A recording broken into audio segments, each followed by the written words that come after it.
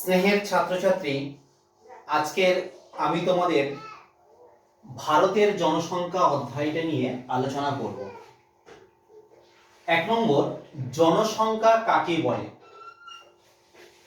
একটা নির্দিষ্ট সময়ে নির্দিষ্ট স্থানে একই প্রজাতির সকল জীবের একত্র সমাবেশকে জনসংখ্যা বলা হয়। ভূগোল বিষয়ে এই জনসংখ্যাকে মূলত মানুষের সংখ্যাকে বোঝানো হয়ে থাকে। জনসংখ্যাকে ইংরেজিতে বলা হয় পপুলেশন, অর্থাৎ মূলত যে মানুষের সংখ্যাকে জনসংখ্যা বলা হয়, এটা বাস্তবে মানব জনসংখ্যা। 2 নম্বর, আদমশুমারি বা সেন্সাস কি?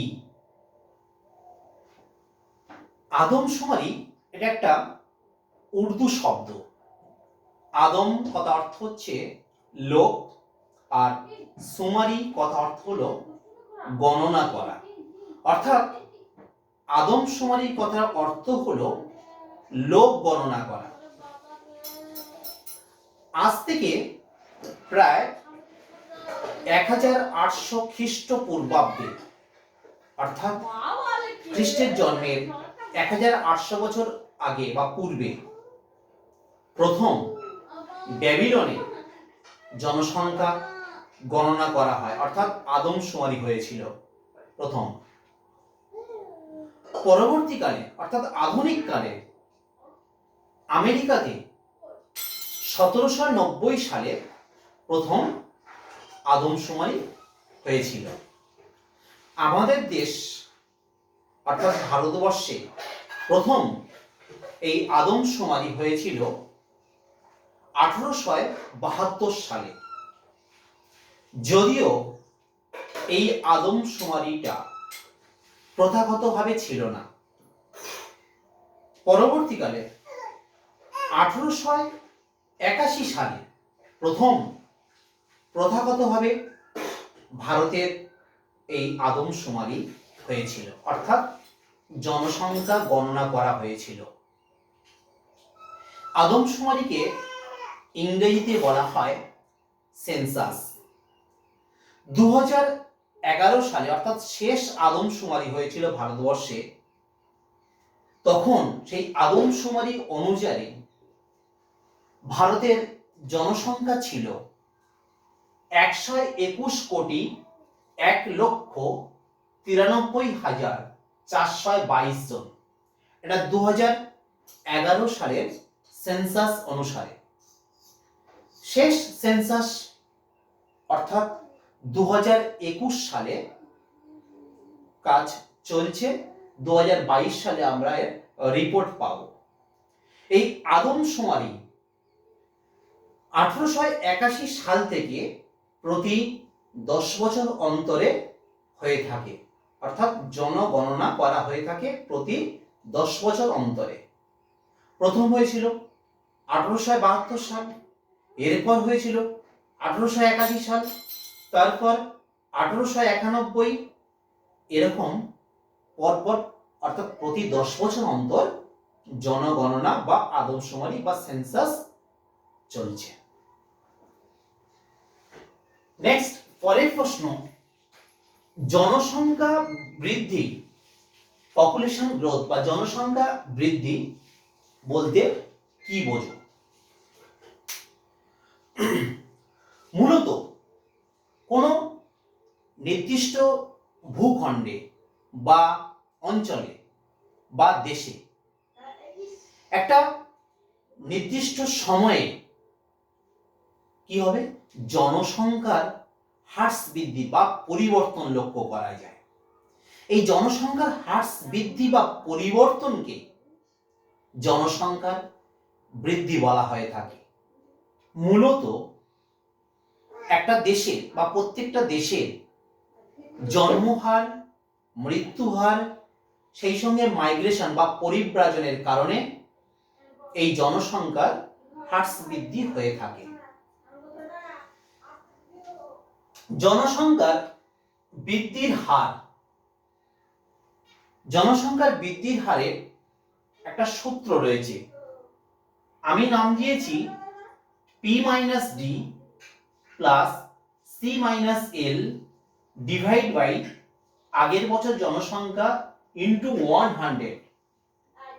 অর্থাৎ এখানে পি বলতে বোঝানো হচ্ছে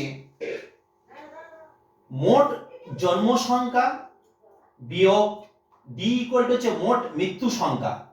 তাহলে মোট জন্মসংখ্যা বিয়োগ মোট মৃত্যু সংখ্যা প্লাস অভিবাসন, অর্থাৎ কতজন শরণার্থী আমাদের দেশে আসলো, মাইগ্রেশনে অর্থাৎ অভিবাসন, কতজন আমাদের দেশে আসলো, সেই অভিবাসন বিয়োগ বাস্তুত্যাগ, কতজন আমার দেশ ছেড়ে চলে গেল, অর্থাৎ অভিবাসন বিয়োগ বাস্তুত্যাগ, এই দুটোর যোগফল ডিভাইড বাই আগের বছর জনসংখ্যা কত ছিল ইন্টু 100, যেটা আসছে সেটাই হবে কি জনসংখ্যা বৃদ্ধির হার। এই জনসংখ্যার বৃদ্ধির হার মূলত শতকরা হিসাবে দেখানো হয়ে থাকে। 2011 সালের আদমশুমারি অনুযায়ী ভারতবর্ষের জনসংখ্যার বৃদ্ধির হার ছিল 17.64%। জনসংখ্যা বৃদ্ধিকে আবার দুটো ভাগে ভাগ করা হয়, একটা বলা হয় জনসংখ্যার স্বাভাবিক বৃদ্ধি, অপর আরেকটা হচ্ছে জনসংখ্যার প্রকৃত বৃদ্ধি। প্রথমে জানব জনসংখ্যার স্বাভাবিক বৃদ্ধি। জন্মহার বিয়োগ মৃত্যু সংখ্যা, অর্থাৎ কতজন জন্মালো আর কতজন মারা গেল, এই দুইয়ের অন্তর্ফল, এটা হচ্ছে স্বাভাবিক জনসংখ্যা বৃদ্ধি।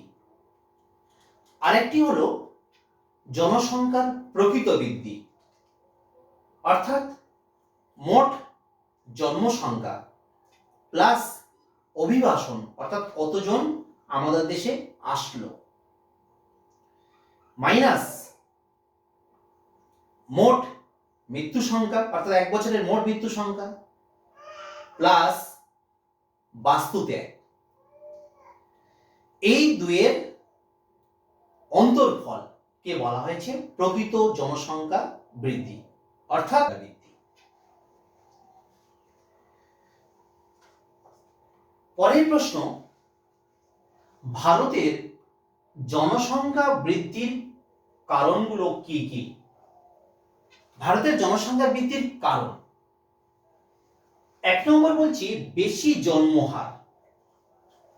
ভারতবর্ষে জন্মহারটা অনেক বেশি, আর জন্মহার যত বেশি হবে তত ভারতবর্ষের জনসংখ্যা বৃদ্ধি বেশি পাবে।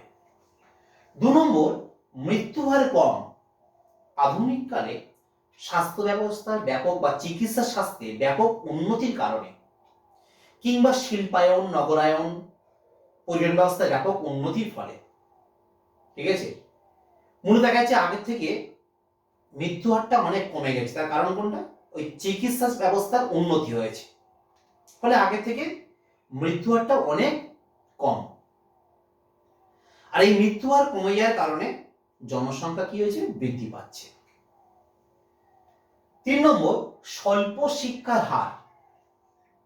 শিক্ষার হার কম হওয়ার দরুন মানুষের মধ্যে সচেতনতার এখনো অভাব রয়েছে, তাই ভারতের জনসংখ্যা বৃদ্ধি পেয়েছে।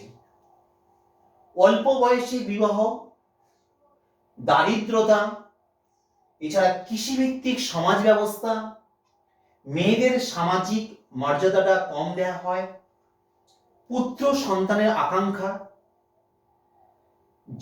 যৌথ যে পরিবার, এই যৌথ পরিবার ব্যবস্থা, অনুপ্রবেশ অর্থাৎ অন্য দেশ থেকে আমাদের দেশে প্রবেশ করছে, অনুপ্রবেশ, শরণার্থী আগমন, অন্য দেশে যারা সংখ্যালঘু তারা আমাদের দেশে প্রবেশ করছে।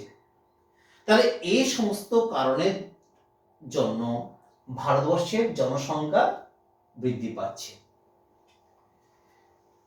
পরের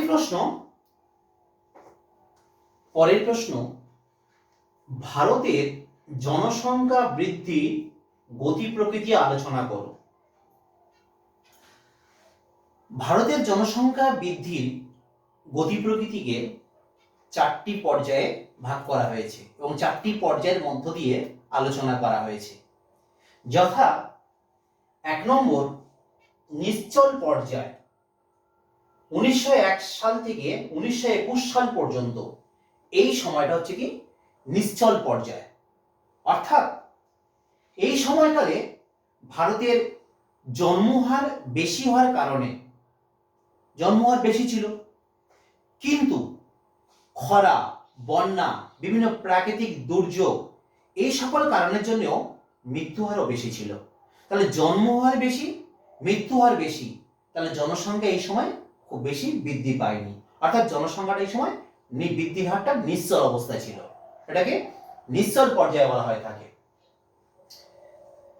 2 নম্বর ধীর বৃদ্ধি পর্যায়, 1921 সাল থেকে 1951 সাল পর্যন্ত বলা হয়েছে ধীর গতি পর্যায়। ধীর গতি পর্যায়টাকে বলা হয়েছে এই সময়কালে জন্মহার খুব বেশি, কিন্তু চিকিৎসা ব্যবস্থার উন্নতির কারণে দরুন মৃত্যুহারটা কমে গিয়েছে, ফলে জনসংখ্যা ধীরে ধীরে বৃদ্ধি পাওয়া শুরু করেছে। কোন সময়? এই 1921 সাল থেকে 1951 সাল পর্যন্ত এই সময়টা জনসংখ্যা ধীর গতিতে বৃদ্ধি পাওয়া শুরু করেছে। 3 নম্বর দ্রুত বৃদ্ধি পর্যায়, অর্থাৎ 1951 সাল থেকে 1981 সাল অর্থাৎ স্বাধীনতার পরবর্তী সময়টা ভালো হয়েছে কি দ্রুত বৃদ্ধি পর্যায়, 1951 সাল থেকে 1981 সাল পর্যন্ত। এই সময় পরিবহন ব্যবস্থা, চিকিৎসা ব্যবস্থা, শিল্পায়ন, নগরায়ন, কৃষি ব্যবস্থা ব্যাপক উন্নতির কারণে জনসংখ্যা দ্রুত বৃদ্ধি পেয়েছে, ব্যাপক হারে বৃদ্ধি পেয়েছে। আর এই পর্যায়টাকে বলা হয়েছে কি জনসংখ্যার দ্রুত বৃদ্ধি পর্যায়। 4 নম্বর জনসংখ্যা বৃদ্ধি হচ্ছে, কিন্তু বৃদ্ধির হারটা নিম্নমুখী 1981 সাল থেকে 2011 সাল পর্যন্ত। মূলত এই সময় মানুষের মধ্যে সচেতনতা বেড়েছে, বাল্যবিবাহ কমেছে, মানুষের মধ্যে শিক্ষার যে আলো সেই শিক্ষার আলো পৌঁছে গেছে, সরকারি বিভিন্ন রকম নীতি রয়েছে। এই সকল কারণের দরুন মানুষের বুঝতে পেরেছে যে জনসংখ্যা বৃদ্ধি হলে আমাদের দেশে কতটা ক্ষতিকারক প্রভাব পড়তে পারে। আর এই সময়টা জনসংখ্যা বৃদ্ধি হলেও, অর্থাৎ মোট জনসংখ্যা বাড়লেও বৃদ্ধিটা অনেক কমে গিয়েছে, অর্থাৎ জন্মহারটা অনেকটা নিয়ন্ত্রণে চলে এসছে। মোট জনসংখ্যা বাড়লেও জনসংখ্যা বৃদ্ধি হার অনেক কমে গিয়েছে। এই 4টে পর্যায়ের মধ্য দিয়ে আমরা ভারতের জনসংখ্যা বৃদ্ধির গতি প্রকৃতি আলোচনা করলাম। চিত্রের সাহায্যে বোঝাবো। 1901 সালে লক্ষ্য করো ভারতবর্ষের জনসংখ্যা, এই ছবিতে লক্ষ্য, এই যে চিত্র দেখা পাচ্ছ, এদিকে আমি জনসংখ্যা দেখিয়েছি কোটিতে, অর্থাৎ এখানে 20 কোটি, 40 কোটি, 60 কোটি, 80, 100, 120 কোটি দেখানো হয়েছে। তা 1901 সালে জনসংখ্যা ছিল এখানে, অর্থাৎ 21 কোটি। 1921 সালে দেখো জনসংখ্যা এখানে আছে, 1951 সালে এখানে, 1981 সালে এখানে, আর 2011 সালে এখানে, অর্থাৎ এটা 121 কোটিতে 2011 সালে। অর্থাৎ জনসংখ্যা বেড়েছে, মোট জনসংখ্যা বেড়েছে, ঠিক দেখো গ্রাফের সাথে লক্ষ্য করো এইভাবে বেড়েছে জনসংখ্যাটা।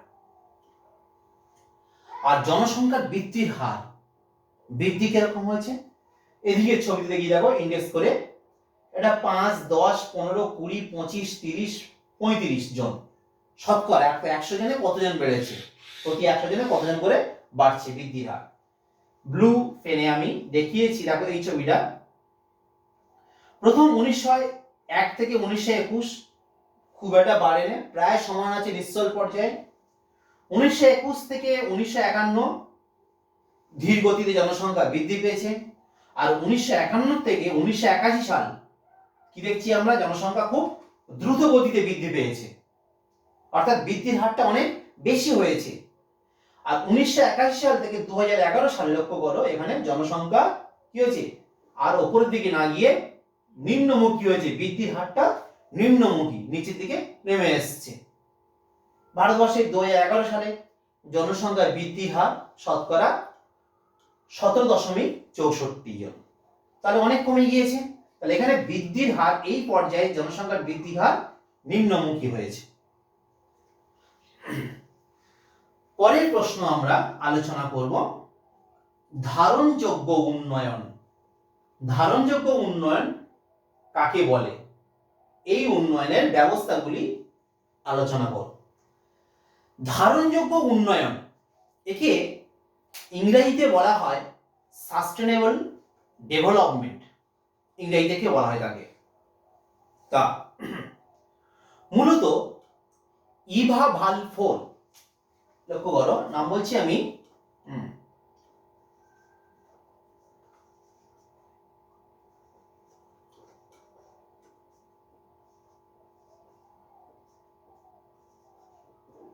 এই ইভা বালফোর ইনি প্রথম সাস্টেনেবল ডেভেলপমেন্টের প্রথম এই টার্মটা ইউজ করেন বা ব্যবহার করে থাকেন। ধারণযোগ্য উন্নয়নটা কি না, প্রাকৃতিক পরিবেশের ভারসাম্য বজায় রেখে বর্তমান প্রজন্মের ওই প্রাকৃতিক সম্পদের ব্যবহারকে বোঝা হয়। অর্থাৎ প্রাকৃতিক সম্পদের ব্যবহার বর্তমানে করব, কিন্তু ভবিষ্যৎ প্রজন্ম তাদের কথা চিন্তা করে তাদের জন্য কিছু সম্পদের ভান্ডার অটুট রেখে আমরা বর্তমান ওই সম্পদের আমরা ব্যবহার করব বা চাহিদা পূরণ করব। অর্থাৎ ভবিষ্যৎ বা আগামী প্রজন্মের জন্য সম্পদের ভান্ডার অটুট রেখে বর্তমান প্রজন্মের চাহিদা মতন সম্পদের ব্যবহার কে বলা হচ্ছে ধারণযোগ্য উন্নয়ন বলা হয়ে থাকে। পরিবেশবিদ মেডোস এবং তার 3 সহযোগী গবেষক এই ধারণযোগ্য উন্নয়ন সঙ্গে আমাদের প্রথম পরিচয় করান। অর্থাৎ তারাই বলেছিলেন যে বর্তমান যদি যে সম্পদগুলো দেখা পাচ্ছি, এই সম্পদগুলি যে আমরা যদি সব ব্যবহার করে ফেলি, তাহলে ভবিষ্যৎ প্রজন্ম এই সম্পদটা ব্যবহার করতে পারবে না। তাই তাদের কথা মাথায় রেখে তাদের জন্য কিছু সম্পদের ভান্ডার অটুট রেখে আমরা বর্তমানে সম্পদটাকে ব্যবহার করব। এটাই হচ্ছে ধারণযোগ্য উন্নয়ন। পরের প্রশ্ন বা ওই প্রশ্নের সঙ্গে আছে এই ধারণযোগ্য উন্নয়নের ব্যবস্থাগুলো কি কি, অর্থাৎ কোন কোন ব্যবস্থা কোন কোন পদ্ধতিতে এগিয়ে গেলে ভবিষ্যৎ প্রজন্মের জন্য সম্পদটা অটুট থাকবে বা চাহিদা তাদের পূরণ করতে পারবে তারা।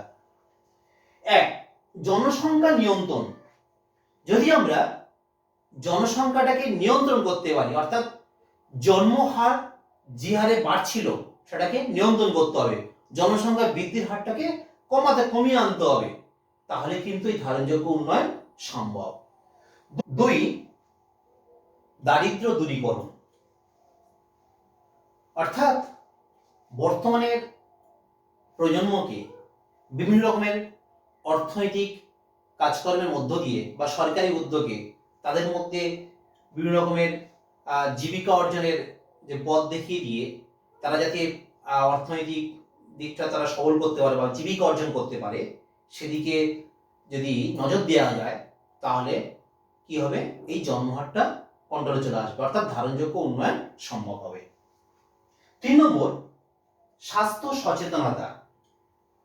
স্বাস্থ্য সচেতনতা সম্পর্কে মানুষের মধ্যে প্রচার করতে হবে, জানাতে হবে বা তাদের মধ্যে সচেতনতা বাড়াতে হবে, তাহলে কিন্তু এই ধারণযোগ্য উন্নয়ন সম্ভব। 4 নম্বর, পরিবার পরিকল্পনা। 5 নম্বর, বিকেন্দ্রীকরণ। বিকেন্দ্রীকরণটা কি? অর্থাৎ বড় বড় যে শিল্প কিংবা কলকারখানা বা তোমার বিভিন্ন রকম যে শিক্ষা প্রতিষ্ঠান বা প্রশাসনিক যে প্রতিষ্ঠান যেগুলো রয়েছে, সেগুলো সব শহর না করে শহর থেকে শহরতলি বা গ্রামের দিকেও যদি আমরা সেগুলো গড়ে তুলি, তাহলে মানুষের মধ্যে কি হবে, এই শহরমুখী যে প্রবণতা পরিব্রাজন করে থাকে, ঠিক আছে, তখন সেটা কি হবে, মানুষ আর শহর না গিয়েও সেটা গ্রামেও থাকতে পারবে, যদি এই সমস্ত শিক্ষা প্রতিষ্ঠানগুলো বা বিভিন্ন প্রশাসনিক প্রতিষ্ঠানগুলো যদি আমরা গ্রামে করে থাকি, তাহলে সেক্ষেত্রেও কিন্তু এই ধারণযোগ্য উন্নয়নটা সম্ভব। এছাড়া শক্তি সম্পদের সঠিক ব্যবহার, অর্থাৎ পুনর্ভব সম্পদ এর বেশি ব্যবহার করতে হবে বা গচ্ছিত সম্পদ এর ব্যবহারটা কম করতে হবে। গচ্ছিত সম্পদ যে সম্পদগুলো সবসময় কি গচ্ছিত অবস্থায়, যেগুলো ব্যবহার করলে একদিন শেষ হয়ে যাবে, সেই সম্পদের পরিবর্তে যেগুলো অবাধ সম্পদ, ব্যবহার করলে শেষ হবে না, ক্ষণিকের জন্য শেষ হলেও আবার পরে সেটা পূরণ হয়ে যাবে, সেই সম্পদগুলোকে বেশি ব্যবহার করতে হবে। এই ধরো তাপবিদ্যুৎ কেন্দ্র, কয়লা পুড়িয়ে তাপবিদ্যুৎ কেন্দ্রে কি হচ্ছে, বিদ্যুৎ তৈরি করা হচ্ছে, তাহলে তার বিকল্প কি দেখতে হবে, যেগুলো অবাধ সম্পদ যেমন সৌরশক্তি, বায়ু শক্তি, জোয়ার ভাটার শক্তি, এগুলোর উপর বেশি গুরুত্ব দিতে হবে, তবে কিন্তু এই ধারণযোগ্য উন্নয়ন সম্ভব।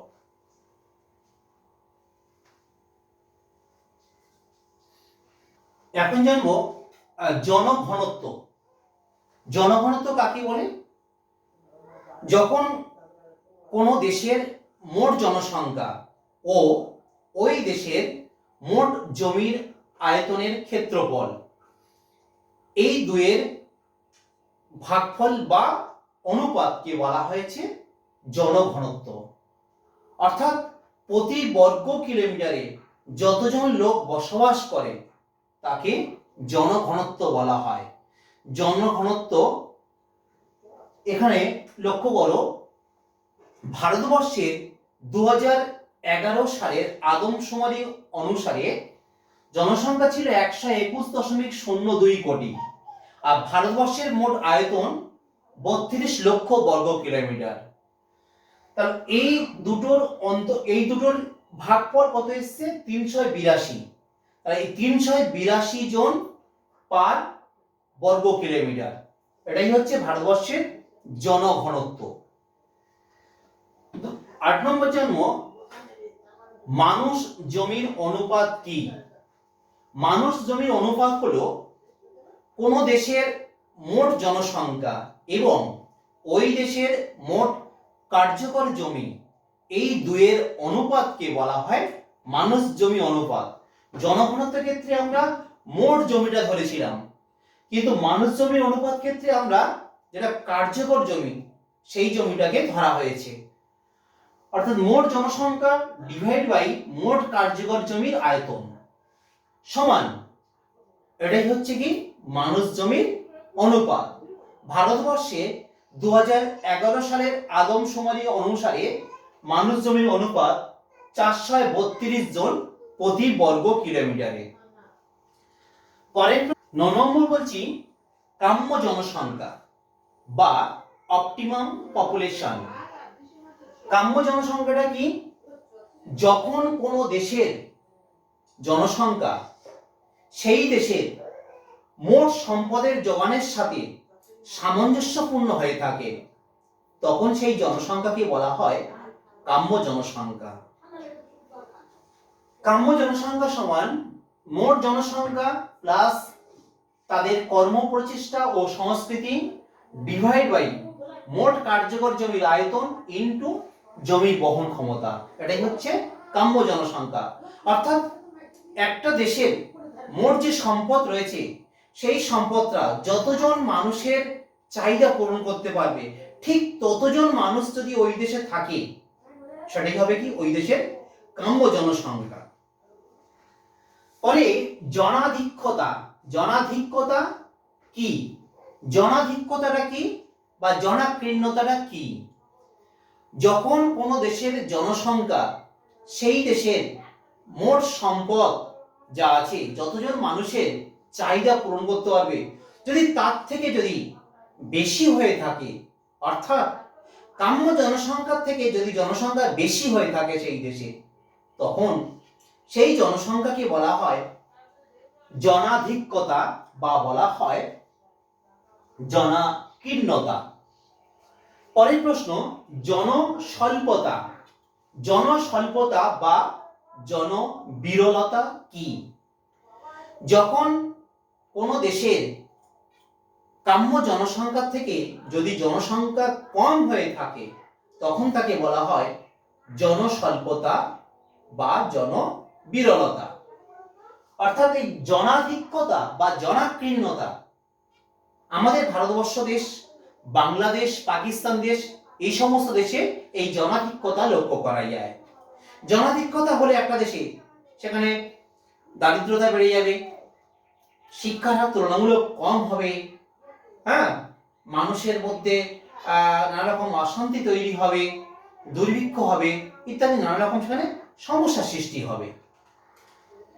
আর জনস্বল্পতা অর্থাৎ সে দেশের মানুষের থেকে সম্পদের পরিমাণটা বেশি, অনেক বেশি। যেমন কানাডা, নরওয়ে, সুইডেন, এই সমস্ত দেশগুলোতে এই জনস্বল্পতা লক্ষ্য করা যায়। পরের প্রশ্ন জানবো, জন্মহার কাকে বলে? জন্মহার কাকে বলে? না, প্রতি 1000 জন মানুষের পিছনে যদি যতজন মানুষ বা যতজন মানুষের জন্ম হয়, সেই সংখ্যাটাকে বলা হয় জন্মহার। কি বললাম? প্রতি 1000 জন মানুষের পিছু যতজন জীবিত শিশুর জন্ম হয়, সেই সংখ্যাটাই হলো জন্মহার। অর্থাৎ 1 বছরে জন্মগ্রহণকারী জীবিত শিশুর সংখ্যা ডিভাইড বাই ওই বছরের মধ্যবর্তী একটা সময়ের দেশের মোট জনসংখ্যা, দুটো অনুপাত ইনটু 1000, সেটাই হবে কি জন্মহার। মৃত্যুহার কাকে বলে? প্রতি 1000 জন মানুষের পিছু যতজন মানুষ মারা যায়, তাকে মৃত্যুহার বলা হয়ে থাকে। মৃত্যুহার সমান 1 বছরের মোট মৃত ব্যক্তি বা মৃতজনের সংখ্যা ডিভাইড বাই বছরের মধ্যবর্তী সময়ে দেশের মোট জনসংখ্যা ইনটু 1000, এটাই হচ্ছে মৃত্যুহার। পরের প্রশ্ন জানবো, স্থিতিশীল জনসংখ্যা বা শূন্য জনসংখ্যা বৃদ্ধি বলতে কি বোঝো? দীর্ঘদিন ধরে কোনো দেশে বা কোনো অঞ্চলে বা কোনো স্থানে যখন জনসংখ্যা বাড়েও না কমেও না, অর্থাৎ জনসংখ্যাটা একই রকম থেকে যায়, তখন তাকে বলা হয় স্থিতিশীল জনসংখ্যা বা শূন্য জনসংখ্যা বৃদ্ধি। শূন্য জনসংখ্যা বৃদ্ধি ইকুয়াল জন্মসংখ্যা প্লাস অভিবাসন। অর্থাৎ একটা দেশে 1 বছরে যতজন শিশু জন্মগ্রহণ করলো প্লাস ওই বছরে যতজন ব্যক্তি অন্য স্থান থেকে ওখানে এসে স্থায়ীভাবে বসবাস শুরু করলো, অভিবাসন করলো, সেই সংখ্যাটা ও ওই বছরের ওই স্থানের মোট মৃত ব্যক্তির সংখ্যা প্লাস কতজন ওখান থেকে চলে গেল, বাস্তু ত্যাগ করলো, সেই সংখ্যা দুয়ের সমষ্টি। এই দুটো এবং এই দুটি অন্তরফল বা বিয়োগফল সমান কি হবে? 0 হবে। আর সেটাই হচ্ছে কি স্থিতিশীল জনসংখ্যা বা শূন্য জনসংখ্যা বৃদ্ধি। অর্থাৎ জনসংখ্যা বাড়েও না কমেও না, একই রকম থাকে, সেটাই হচ্ছে স্থিতিশীল জনসংখ্যা। পরের প্রশ্ন, জনবিস্ফোরণ কি? নয়, কোন একটি দেশে বা কোন স্থানে অল্প সময়ের মধ্যে হঠাৎ করে দ্রুত জনসংখ্যা বেড়ে গেল, অর্থাৎ জনসংখ্যা প্রচুর হারে বৃদ্ধি পেল, অল্প সময়ের মধ্যে জনসংখ্যা দ্রুত বৃদ্ধি পেয়ে গেল, এটাই হচ্ছে জনবিস্ফোরণ। সারা পৃথিবীতে লক্ষ্য করো, 1950 সালে জনসংখ্যা ছিল প্রায় 250 কোটি। 2011 সালে সারা পৃথিবীতে জনসংখ্যা হয়েছে প্রায় 700 কোটি। তাহলে 1950 সাল থেকে আর 2011 সাল, মাত্র 61 বছরে জনসংখ্যা বেড়েছে কত? প্রায় 450 কোটি। তাহলে এই মাত্র 61 বছরে জনসংখ্যা বেড়ে গেছে 450 কোটি। এই অল্প সময়ের জনসংখ্যা অতিরিক্ত যে বৃদ্ধি পেল, এটাই হচ্ছে জনবিস্ফোরণ। পরের প্রশ্ন, জনসংখ্যার অভিক্ষেপ। জনসংখ্যার অভিক্ষেপ কি? কোন একটি দেশের বর্তমান যে জনসংখ্যা, সেই দেশের জন্মহার, মৃত্যুহার বা পরিব্রাজন বা মাইগ্রেশন, এগুলোর উপর গুরুত্ব দিয়ে বা বিবেচনা করে ভবিষ্যতে ওই দেশে কতজন জনসংখ্যা হতে পারে তার যে পূর্বাভাস দেয়া হয়ে থাকে, সেই পূর্বাভাসটা দেয়া হলো, তাকে বলা হয়েছে জনসংখ্যার অভিক্ষেপ। এটাই হচ্ছে জনসংখ্যার অভিক্ষেপ। এখন আলোচনা করব জনঘনত্ব অনুসারে ভারতের শ্রেণীবিভাগ করো। জনঘনত্ব অনুসারে ভারতকে 5টা ভাগে ভাগ করা হয়েছে। 1 নম্বর, অতি নিবিড় ঘনবসতিপূর্ণ অঞ্চল, অর্থাৎ যে অঞ্চলের জনঘনত্ব প্রতি বর্গ কিলোমিটারে 1000 বা 1001 জনেরও বেশি, সেই অঞ্চলগুলোকে বলা হয়েছে অতি নিবিড় ঘনবসতিপূর্ণ অঞ্চল। বিশেষ করে যে সমস্ত প্রত্যেকটা রাজ্যের রাজধানী অঞ্চল যেগুলো রয়েছে, দিল্লি, কলকাতা, চেন্নাই, মুম্বাই, এসব এলাকার জনবসতি ঘনত্ব অনেক বেশি। আর এই অঞ্চলগুলো হচ্ছে কি অতি নিবিড় ঘনবসতিপূর্ণ অঞ্চলের অন্তর্গত। 2 নম্বর, নিবিড় বসতিযুক্ত অঞ্চল, যেখানে জনঘনত্ব বলছে 601 থেকে 1000 জন প্রতি বর্গ কিলোমিটারে, সেই অঞ্চলটাকে বলা হচ্ছে নিবিড় বসতিযুক্ত অঞ্চল বলা হয়। উদাহরণস্বরূপ আমরা বলতে পারি উত্তরপ্রদেশ, মধ্যপ্রদেশ, তামিলনাড়ু, এই সমস্ত রাজ্যগুলো এর অন্তর্ভুক্ত। মধ্যম বসতিযুক্ত অঞ্চল, তারপর হচ্ছে বিরল বসতিযুক্ত অঞ্চল। বিরল বসতি, যেমন জনবসতি খুবই কম, হ্যাঁ, বিরল বসতি অঞ্চল, যেমন কি রাজস্থান বা মণিপুর আনা যেতে পারে মধ্যে, নাগাল্যান্ডের মধ্যে আনা যেতে পারে। এই সমস্ত এলাকা হচ্ছে কি বিরল বসতি, জনবসতি ঘনত্ব কত? 301 থেকে 400 জনের মধ্যে। শেষটা হচ্ছে অতি বিরল বসতিযুক্ত অঞ্চল, যেখানে জনঘনত্ব প্রতি বর্গ কিলোমিটারে 300 জনেরও কম, সেই এলাকাগুলো এর অন্তর্ভুক্ত। রাজস্থানের থর মরুভূমি অঞ্চল কিংবা অরুণাচল প্রদেশ, সিকিম, এই এলাকাগুলো এর অন্তর্ভুক্ত এই অঞ্চলের মধ্যে। পরের প্রশ্ন আমরা জানব, ভারতে বিভিন্ন অঞ্চলে জনবন্টনের তারতম্যের কারণ বা অসম জনবন্টনের কারণ, অথবা জনবসতির ঘনত্ব ভারতের সব জায়গায় সমান হয় না কেন? এই প্রশ্নের উত্তরগুলো আমরা জানব। 1 নম্বর, ভূপ্রকৃতি। ভূপ্রকৃতি এই জনবসতি ঘনত্বের তারতম্যের একটা কারণ। কারণ যেখানে সমভূমি রয়েছে, সেই সমভূমিতে কি রয়েছে?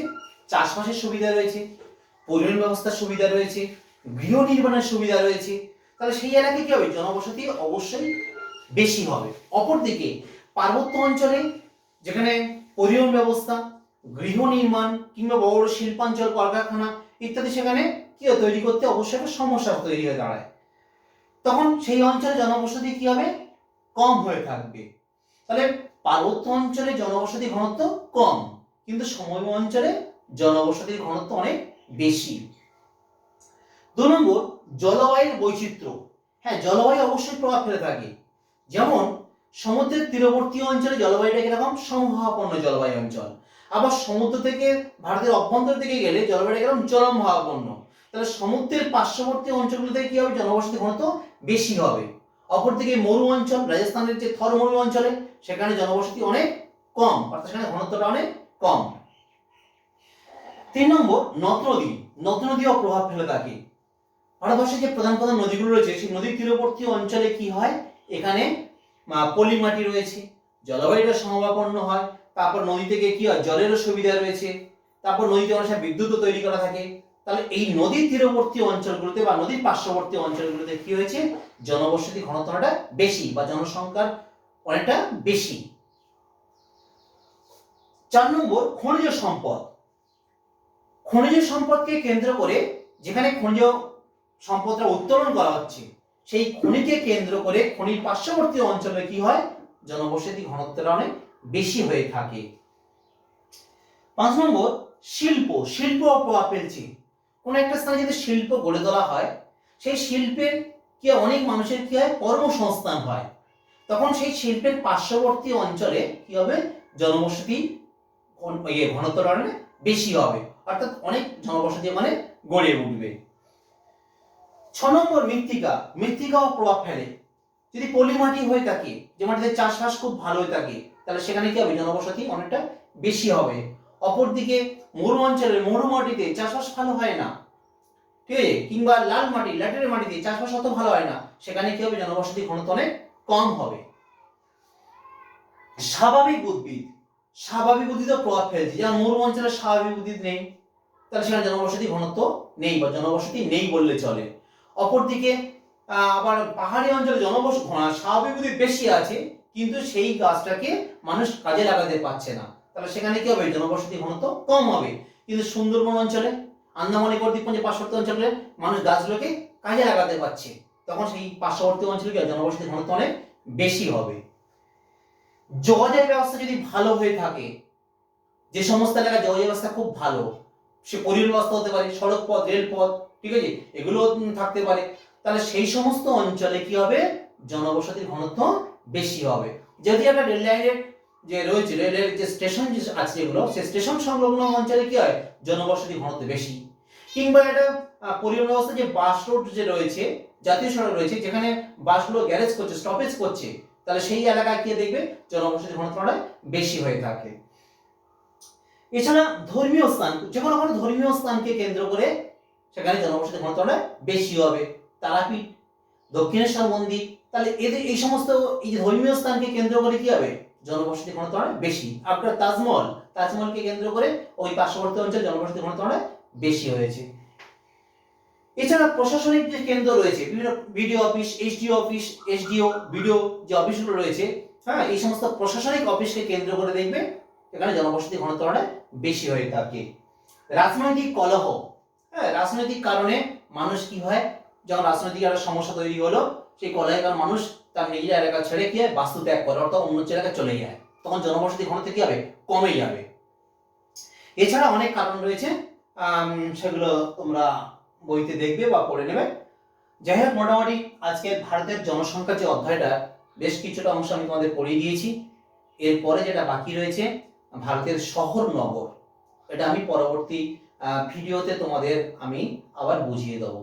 আর আজকের তো অনলাইন ক্লাস শেষ হয়ে গেল, আগামীকাল থেকে তোমাদের সঙ্গে আবার সেই বিদ্যালয়ে দেখা হবে। শহর নগর অধ্যায় বিদ্যালয়ে আমি তোমাদের ক্লাসের মধ্যে বুঝিয়ে দেবো।